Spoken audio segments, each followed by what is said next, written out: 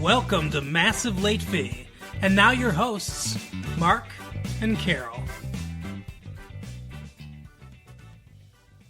Well, hello everyone. Welcome back to Massive Late Fee. My name is Mark. With me as always is my girlfriend Carol. How you doing today, Carol?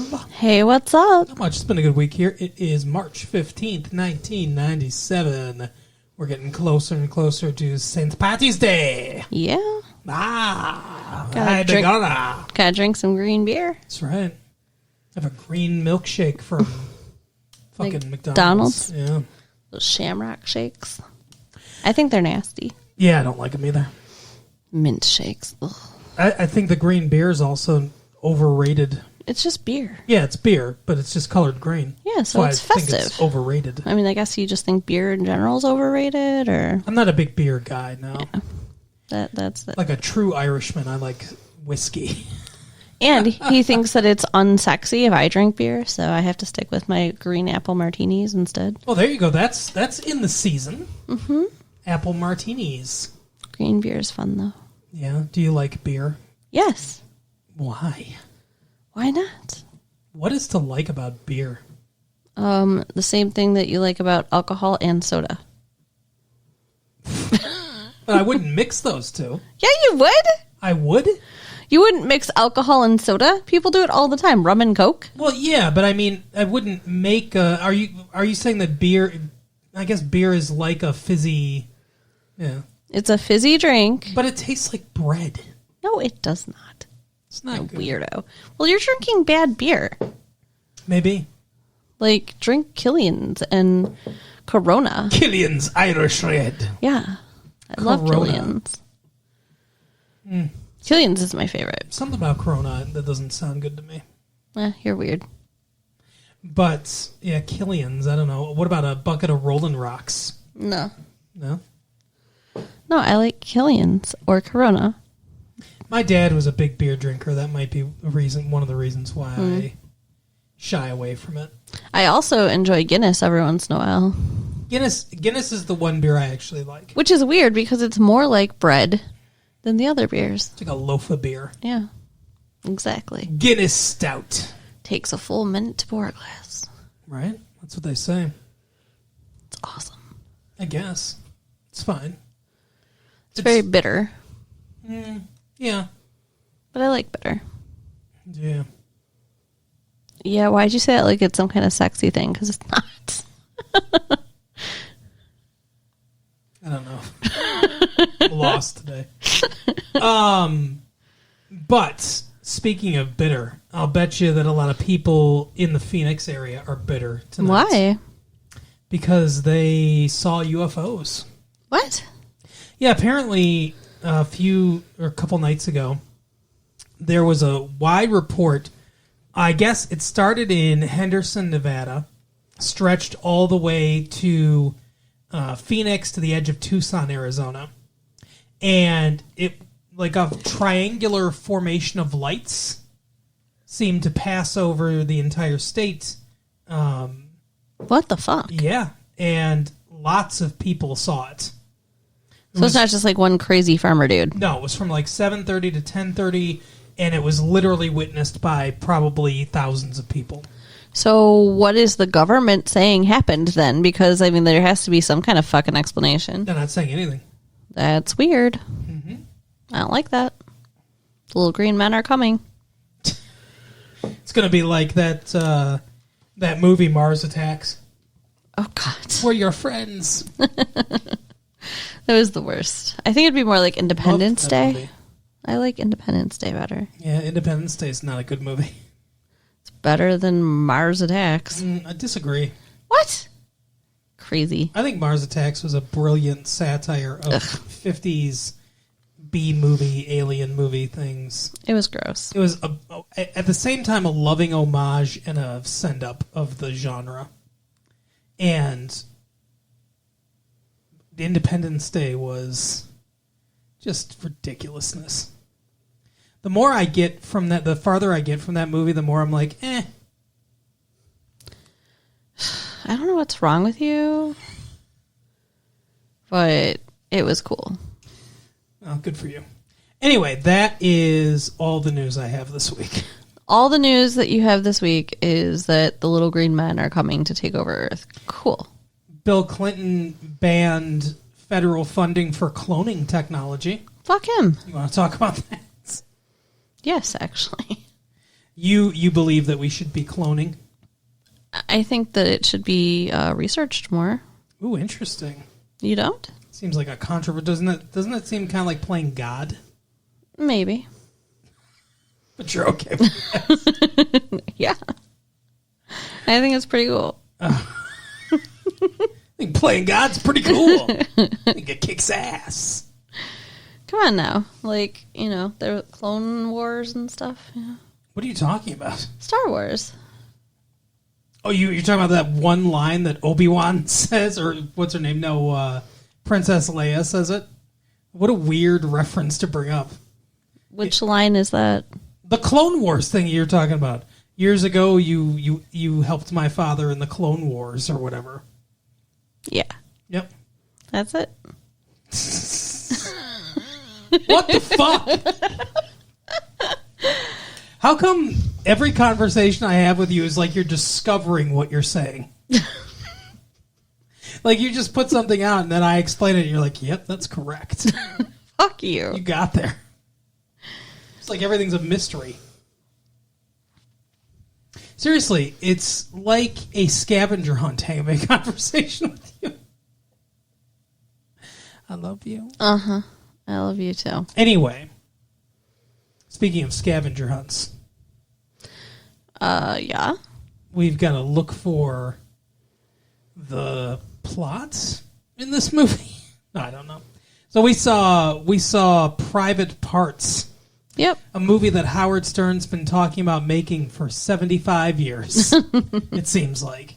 Been talking about it in his show for so long. And I mean, maybe that's just how long it takes for a movie to get made, but he wrote that book, and I think he wrote the book in 92 or 93.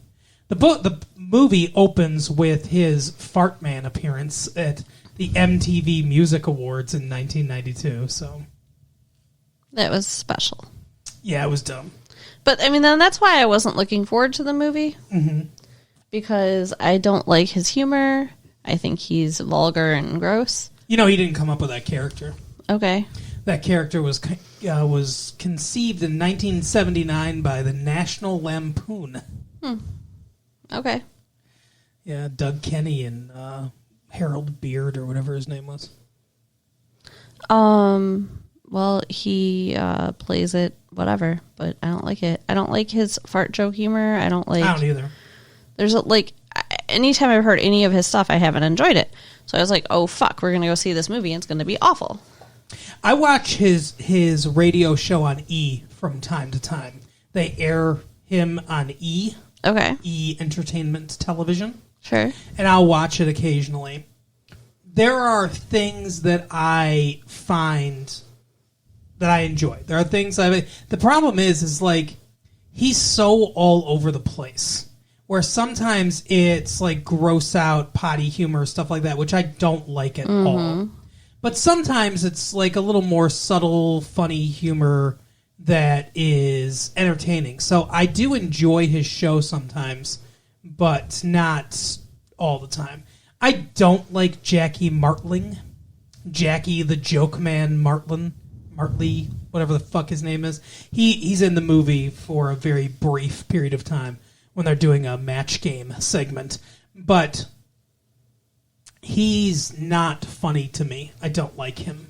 Okay. And I think he needs another stand-up comedian to banter with or whatever. But I like Robin, and, he abuses his producer, Gary. So that's funny sometimes. But anyway, so, yeah, we saw the movie Private Parts. It's Howard Stern's life, but a very specific segment of Howard Stern's life. But what was funny is I actually really, really enjoyed that movie. Like, I thought I would hate it because I hate him. Right. But I only hated the ending. Yeah, the ending was dumb. Yeah. But, and the problem, like you said, the problem with the ending is the ending reflects the ego that he got. Uh-huh. He got too big of an ego. Oh, yeah. He was much better when he didn't think he was the greatest thing in the world. Yeah, well, and I mean, you can see that in the movie. It's like, I don't know how you can have enough self-awareness to write your character starting at nothing and growing into what you grew into and not realize that you have too big of an ego at the same time. I think it's an act. So at least I think he thinks it's an act. Okay. I think it's an act, but I think it's partially based on reality, too. So, like, I think he acts a lot more confident than he feels internally. But I think, it's one of those things where if you fake it long enough, it just kind of becomes your reality. Yeah. And I think that's what has happened. But he's been highly successful for a very long time. So right. This movie culminates in him beating Don Imus and becoming the number one DJ in America. I believe it was 1985, I want to say. So that's the culmination and the end of this movie, is the AC/DC concert in New York that he put on to celebrate the fact that he became the number one DJ in America. And obviously he's continued to be number one since then. Like I said, he's on E! It's his radio show, but they film it. Got like little robotic cameras or something like that. I don't know exactly how they do it, but there's no cameramen. They're like wireless cameras or whatever. Okay. Or not wireless, but people-less. Yeah. they automatically switch. I don't know if they're motion detected or what. I don't know how exactly it works, but they have a bunch of cameras in his studio, and that's essentially what it does. Okay. Or maybe they all film at the same time, and then they just edit the that would make stuff more sense together. But yeah, so they film, and that's somewhat entertaining sometimes. Especially they'll bring in, like bikini models and stuff like that. His radio show has more of a visual element to it than a lot of radio shows do. Like there's one point in the movie where he's describing how a woman's taking a full 13-inch kielbasa down her throat. Yeah, that was gross. And it's like, that's a very visual thing. Yeah. That doesn't translate super well on the radio. No. So it's a weird thing to have on his radio show if he doesn't have cameras. But a lot of his bits translate better now that he has cameras, in my opinion. But I mean, that's the kind of humor shit that I don't like. Like if I was a audience member to that alone, I wouldn't enjoy it. But it was the overarching story and the characters and all that. Well, yeah, and I think the story of his life is not exactly like his show. Right. And it was clear he was doing that specifically for one audience member, and that was his news guy, because he wanted his news guy to quit. And he was so offended. I think that's so funny. Like, who cares? Right. Like, why would you be offended by that? Like, it's a hot dog, not a penis. Right. And she's putting it down her throat, not hurting you. It's because he did summer stock. It was ridiculous. Maybe he's offended that his wife can't do that. I don't know. But, so this is the story of his life from birth, essentially, or very young, when he was about 7, when he first decided he wanted to become a DJ, to 1985, when he became the biggest DJ in the world. Yep. With a stop in Detroit. Shout out to Detroit, which he hated. Hated living here. And he doesn't, I admire that he doesn't crap all over Detroit in this movie, but he did not like living here. Well, can you blame him compared to New York and Washington and all the other cool places he lived? I mean, Detroit's... And Hartford, Connecticut. What? He lived in Hartford for a while. Detroit's fine, but it's not, like, the greatest. So if you're only used to, like, really cool places, then it would suck. Yeah. He has one line where he says, I'm so uncomfortable in this Detroit. And it's like, yeah, okay. I'll give it to you. Yeah. Well, I mean, like, imagine going from, like, fucking Chicago to Detroit. Well, that would be pretty easy. They're fairly similar cities. No, they're not. Well, you might... Okay, so you're going to offend our Michigan-based audience here by saying that Chicago's so much better than Detroit. First of all, it's not. Second of all, I mean, maybe it is in other people's eyes, but come on. But I think you have a better argument of New York versus Detroit. Because one's East Coast, and it's very East Coast.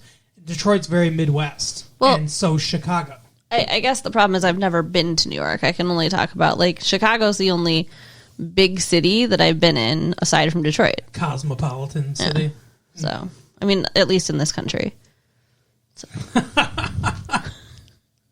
Your spy work has taken you to Svetospol and some other large cities in in the Eastern Bloc. So what did you think overall about the movie?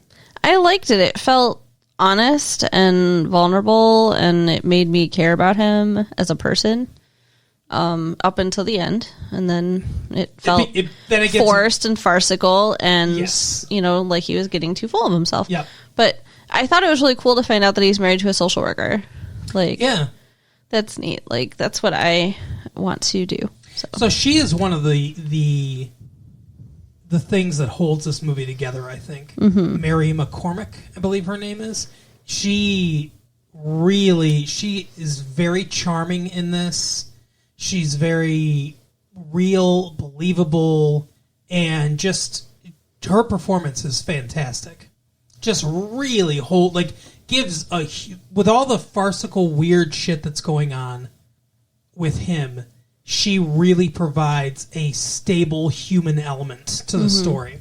I think this movie does not work at all without her performance. Okay.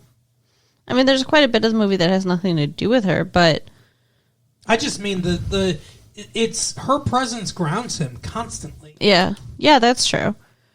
Like, what did you think about the cheating scene? So, I don't know a ton about Howard Stern's life. I have not read the book, his autobiography, Private Parts. We've just seen the movie. And I don't know. I haven't done a lot of research, so I don't know a lot about him. I don't know if this incident actually happened or if it's just something he put in here. I mean, I assume it's real, but what an idiot.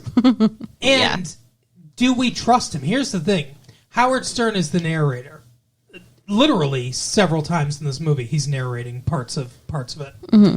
And he's obviously the writer of the book. He's one of only 3 people, I guess, that knows what happened this night.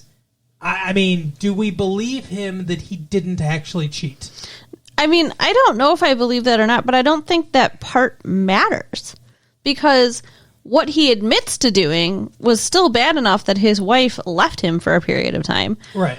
And I don't think he made the whole thing up because his wife left him for a period of time. I'm assuming that's true. That's true, yeah. So, I mean, whether or not his penis went in her vagina, I think has very little to do with anything. Why do you think he let it get that far? Because she was hot and he was curious. I mean, he's only slept with one woman, unless he did sleep with that other woman. Like, he married the first girl he slept with, and she was a hot actress. Right. Yeah. I mean, and he was, probably pretty young at the time. I mean, yeah. And his friend Fred was there. That was weird. I mean, I guess she wanted a menage. Like, what was that? I don't know what she wanted. Maybe she just figured Fred would watch. From the bathtub with them? I don't guess. think so. I think it was pretty funny when afterwards, after he's like, thanks, I gotta go, and he leaves and everything. And she just kind of gives Fred this look like, what do you think? Yeah. And he's like, yeah, we're having sex. I'm sure they had sex. I mean, at least in the scenario presented. Yeah. That's the other thing, too. Was Fred actually there? I don't know. He's a real person. Is that something that they just put in for comedic purposes? Maybe. Were they alone? Or was Fred actually there? The whole thing's fucking weird. I guess Fred being there would help his case that he didn't cheat because he'd have A, a witness, and B, it would be a lot less likely that he'd actually have sex in front of a person. Right. The whole thing was very odd. Yeah. That was a very odd scene in an otherwise fairly straightforward narrative. What was weird, too, is when she touched his leg and you could just see him get an erection. Yeah, I think that was a prosthetic or something like that. Probably, especially because he says his penis is so small. Mm-hmm. But it's like, I don't know, that seemed a little like over the top. But I mean, then that's his humor. Yes, that's the part of him I don't like. He would think that was funny, right? That was supposed to be a joke, I'm sure. Yeah, I didn't love that. No, there were things about the movie that I didn't love. The movie also kind of it seemed, I don't want to say slapdash. It's not like, it wasn't a mess, but it was like messy. Yeah. The movie's kind of messy. I think he's kind of messy. Where it seems straightforward enough of a narrative where it's following him from city to city until he lands in New York and becomes huge. But I don't know, it just kind of like things just, and I guess that's sort of the nature of life, but it just seemed like so many things just happened and then like fizzled out and then happened and fizzled out. It was just, I don't know, it's almost like a series of bits, like his show. Yeah, I agree. But what did you think about, what's his name? Paul Giamatti is his name, the guy that played Pig Vomit, the program director that he hated. Oh. The one he went up against. Yeah, he was awful. Now, in real life, would you be on Howard Stern's side? We're talking about the guy from NBC or whatever. WNBC. Yeah.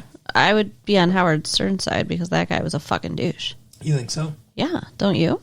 Well, I mean, I don't know. You have to look at it as... I think it's funny that so he gets so big in Washington that the NBC guys are like, he's taken out our entire audience in Washington. We've got to sign him. They don't even listen to him. Yeah, that was dumb. They sign him to a 3-year contract, not heard at all. $150,000 a year, I think? Yeah. Yes, that's right. That's insane. With a $500,000 buyout clause. Like, one thing that Howard Stern didn't get into is, at this time, he definitely had to have had an agent. Because it's a pretty good contract. Yeah. And I think an agent would have negotiated that, especially the buyout clause and stuff like that, the stuff that protects him. But anyway, so he gets this contract, goes to New York, and then the guy listens, the head of NBC, I guess, NBC Radio or whatever, listens to him and is like, fires everyone. Yeah. Ridiculous. That was funny, though. And then one of the guys, it's so funny, one of the guys that's in this movie, the guy with the mustache, the guy that gets hit in the back by Pig Vomit. Yeah, okay. In that not Howard Stern, in that David Letterman movie that we watched, he also plays an NBC executive. Oh, funny. Do you think they really got physical? Do you think that was based in reality, that fight they had? Probably. I can only assume that all of this is true. Yeah. I know one thing's slightly untrue. There's a scene in this movie where he has a woman sit on a subwoofer and whatever, like till she has an orgasm. And apparently that did happen, but that was a set-up bit. Like the woman that called in was in cahoots with him, and it was just like a set-up thing. Mm-hmm. So... yeah, I wouldn't imagine that would actually work. I don't know, maybe we'll try it, Carol. Okay.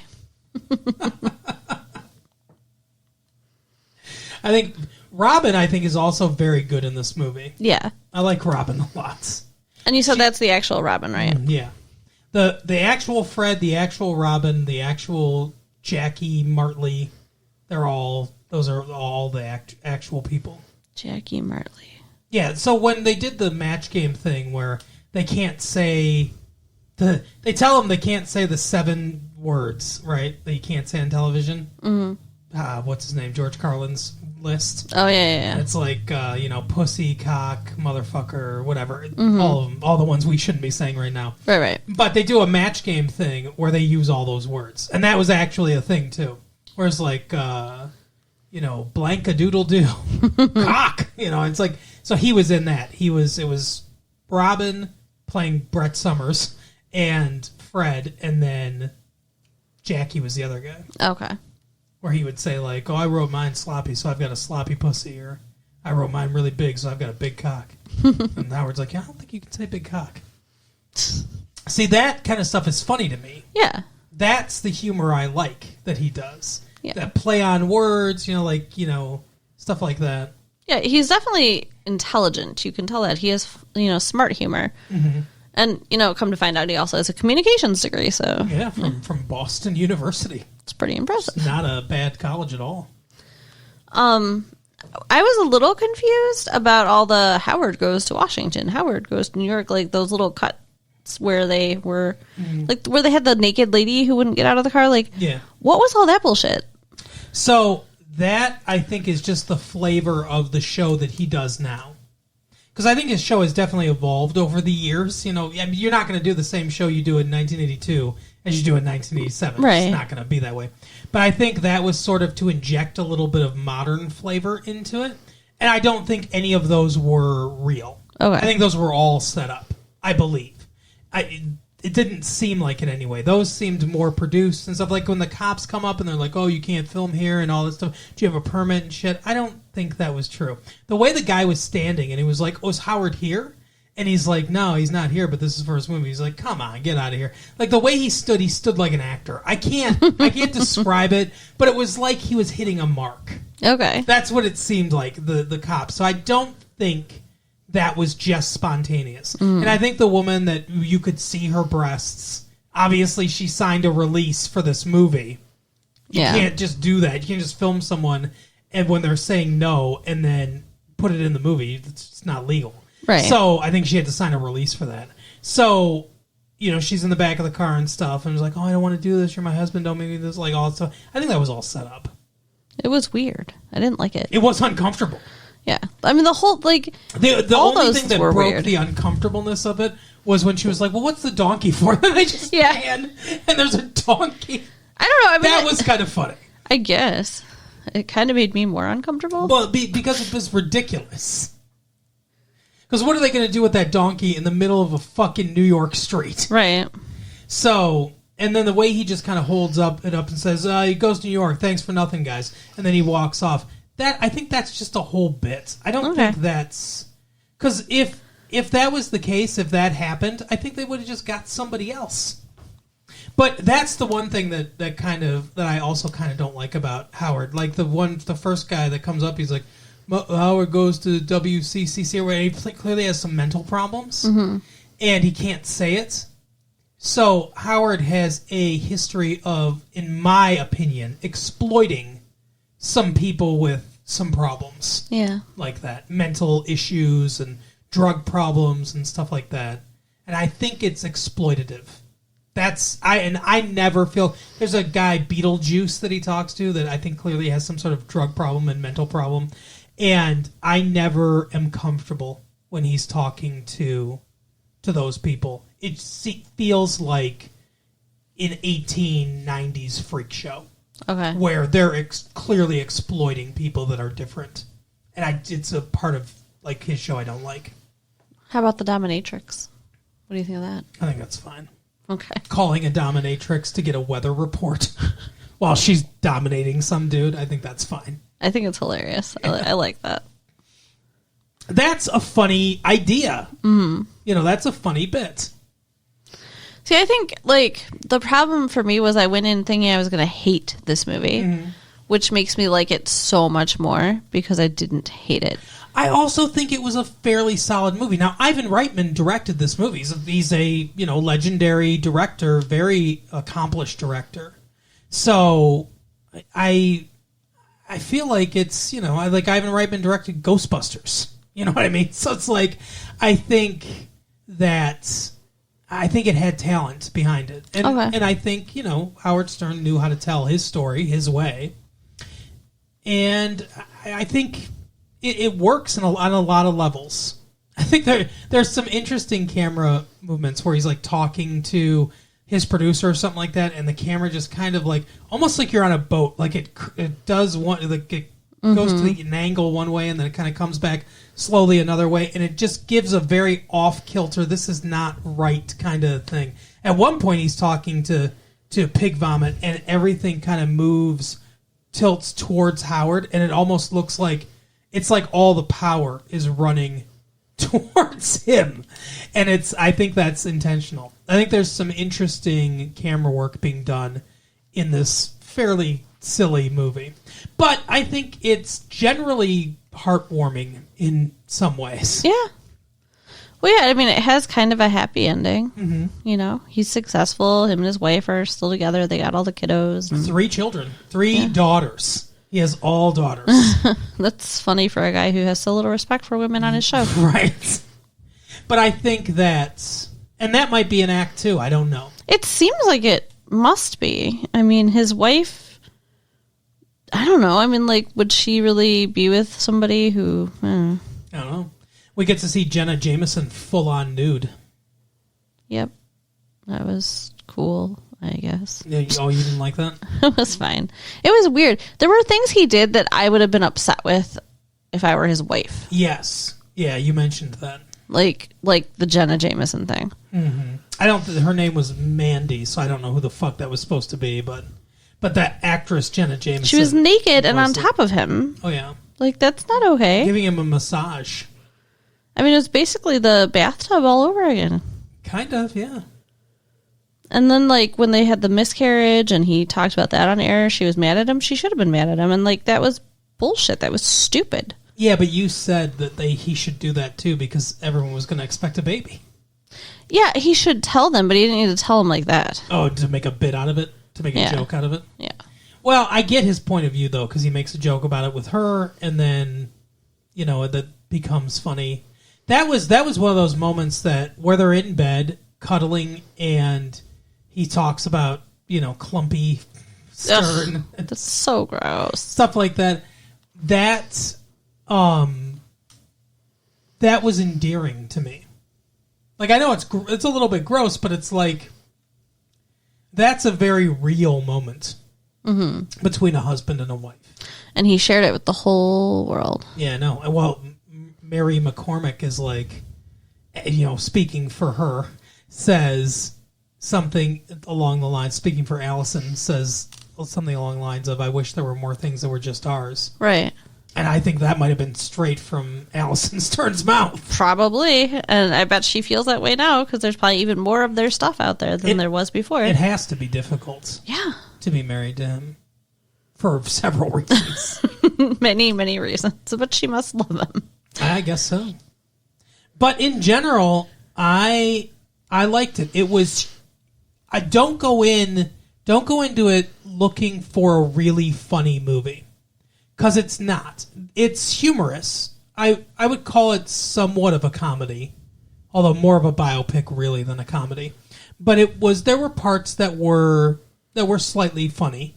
But it's not a laugh out loud comedy. It's not gonna be like, oh, this is the funniest movie of the year or anything. Right. It's more dramatic than I would have thought. Mm-hmm. More personal, more endearing. And it's sort of like I would call it fairly light. Considering that it's this span of this man's life, I would call it fairly light. Okay. It's endearing and personal, but also in a light way. Yeah. It's irreverent. His life seems irreverent. Well, I think that's just how he presents everything, so. The funniest part to me was the dude that was like, you're terrible on the air. You're no good. You suck. But program director, that's for you. I thought that was sweet. Yeah. He's like, but you come on work on time. You're a good worker. I make you management. But then he has to fire a guy, and he just vomits. Yeah, I mean, that's endearing, too, though, that he is such... And it doesn't fit with the image I had of him, but that he is such a nice person that he couldn't do that to another person. Well, I think that probably is true to his character. He doesn't seem like he has... Even watching him on E!, listening to him and everything... It doesn't seem like he necessarily has ill will. Mm-hmm. Like, I think his exploitation of these, people, I don't think he's thinking to himself, I'm going to use them for money. Right. It's not like a P.T. Barnum situation. I think he just doesn't get it that he's using them. Yeah.